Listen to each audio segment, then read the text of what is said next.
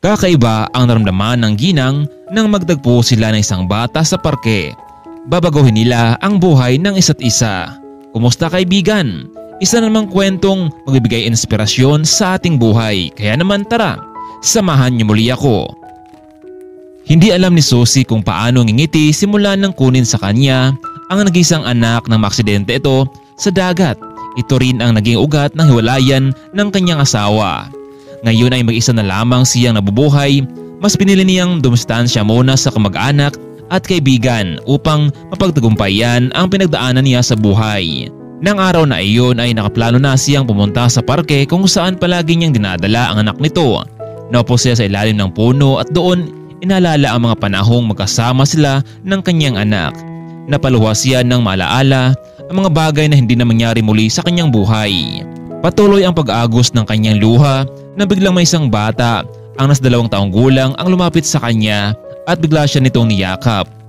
Gulat na gulat ang ginang kasi mula noon ay hindi niya naramdaman ang higpit na yakap mula sa kanyang anak.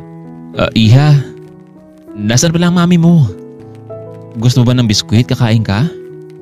Naghanda siya ng pagkaing pwedeng ibigay sa bata ngunit bigla na lamang dumating ang ina nito at galit na galit. Nakainis ka talagang bata ka. Nahilo na ako sa hanap sa'yo dito ah. Hindi ba sabi ko sa'yo na huwag kang umalis dito? Sinabi ko sa'yo yun. Huwag kang lalayo diba? Sigaw ng ginang sabay hablot nito sa bata. Sandali lang ginang. Nasaktan ang bata. Hindi mo dapat siya na pinagalitan ng ganyan. Wala pa ata siyang 3 gulang hindi ba? Hindi pa niya alam ang ginagawa niya. Ikaw ang dapat nagbantay sa kanya. Hello? Huwag kang makialam dito dahil anak ko siya. Ang batang ito. Kung ano ang disiplina ko sa kanya ay gagawin ko. Wala kang pakialam doon. Tsaka, itsura mo pa lamang ay wala kang alam diba sa paglalaki ng bata? Sagot ng ginang sa kanya. Natigilan na lamang siya dahil naalala niya ang kanyang anak na para sa kanya ay may punto ang ginang. Nawala ang kanyang anak nang siya ay nag-alaga dito at napalingat lamang siya ng sandali. Sinasabi ko naman sa iyo na pagsibahin mo lamang ang anak mo. Huwag mo siyang saktan. Dapat nga ay mas masaya ka dahil nakita mo siya dito. Kawawa naman ang anak mo. Paano kung nawala siya dito? Mabuti nga't nakasama ko siya dito ngayon. Manahimik ka nga dyan. Wala kang alam sa relasyon naming mag-ina. Diyan ka na't ako nang bahala sa anak ko. Nakunot ang kilay habang hinihila nito ang kanyang anak palayo. Muli niyang naalala ang yakap na binigay sa kanya ng batang iyon. Matagal na niyang hindi naranasan ang pakiramdam na iyon. Sa ilang segundo na iyon ay puno ng kasiyahan ang kanyang mukha dahil sa pagyakap ng bata sa kanya. Buong gabi niya iniisip ang tagpong iyon. Hindi niya maiwasan ang ngiti kaya naman kinabukasan ay nagbalik siya sa parke. Umaasa na makita niya muli ang bata. Araw-araw siyang bumabalik sa lugar na yun at nagbabaka sakali. Nang malaman ito ng kanyang ina ay labis itong nag-alala sa kanya. Hindi mo pwedeng hanapin sa batang yun ang anak mo. Susie, anak siya sa ibang tao. Pabayaan mo lamang sila. Lalo ka na lamang mahirapan na mag-move on dyan.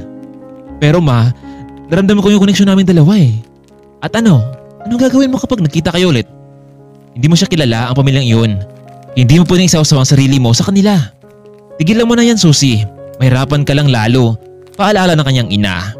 Subalit matigas talaga ang ulo niya at nagbalik-balik sa parke. Hindi pa rin niya maintindihan pero iba kasi talaga ang kanyang naramdaman tungkol sa batang iyon. Maya-maya pa ay muli niya natanaw ang bata. Umabot sa tenga ang kanyang saya. Lalapitan niya sana ang bata kaya lamang ay hinila ito ng isang ina. Ngunit sa pagkataong iyon ay parang kinutuban siya ng masama. Lalo na nang makita niya ang lalaking kausap ng ginang. Tahimik siyang lumapit at nakinig sa kanilang usapan. Doon niya napag-alaman na napaplano pala ang dalawa na ibenta ang kanilang anak sa iba. At sa mga oras na iyon ay hindi na napigilan pang mangialam nitong si Susie. Kung kailangan niyo ng pera, marami ako niyan. Ako na ang bahala sa bata. Ibigay niyo sa akin. Ako na mababayad ng malaking halaga. Ano? Nakasigurado ka ba? Paano namin malalaman na marami ka talagang pera? Makapagbigay ka ba sa amin ng 100,000? Oo naman. Makapagbibigay ako sa inyo ng pera na ganong kahalaga. Hintayin niyo lamang ako dito at tukuha ko ng pera sa bangko. Kahit doblehin ko pa ang pera na yan. Pabor ito para sa mag-asawa. Kaya imbis na ibenta ito sa ibang tao ay kay Susie na lamang ito ibinigay. Kinakabahan siya habang nag-withdraw ng pera sa bangko. Sa pagkataong iyon ay hindi na niya alam kung ano ang tama o mali sa kanyang ginawa. Basta para sa kanya ay nais niyang makuha o matulungan ang batang iyon. Pagkatapos ay inabot niya sa mga magulang nito ang pera at inabot naman sa kanya ang bata. Mrs. bago namin bigay sa yung batang ito ay gawan mo kami ng pabor. Huwag mo na siya ipakita sa amin pa ang batang yan. Ayaw na namin maghihirap ang muli. Sambit ng ginang. Paghawak pa lamang niya sa bata ay parang naramdaman niya na siya talaga ang nawalang anak nito. Sa pangalawang pagkakataon ay naramdaman niya na maging isang ina muli. Agad niyang tinawagan ng kanyang abogado upang ayusin ang mga papeles sa legal niyang pag-ampon dito. Nang malaman ng kanyang ina ang nangyari ay labas itong nagalit sa kanya. Pero wala siyang pakialam pa dahil ang tanging nais lamang niya ay maligtas ang batang iyon. Sa wakas ay natapos na rin ang paghintay na maging legal ang pag-aampon sa batang iyon at pwede niyang dalhin sa ibang bansa para doon sila manirahan. Nais niya magsimula ng bagong buhay doon. Ang lahat ng pagmamahal na para sana sa kanyang anak noon ay ibinuhos niya sa bago niyang anak na si Sofia. Dahil sa bata ay tuloy na siyang nakalampas sa mga problema sa kanyang buhay.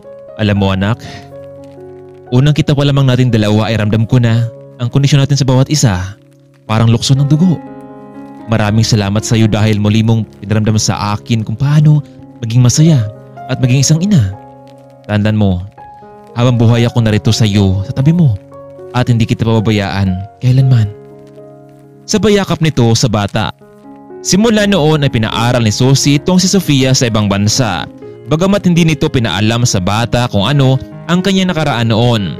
Basta ang mahalaga sa kanya ngayon ay minahal niya ito at itinuring na tunay na anak.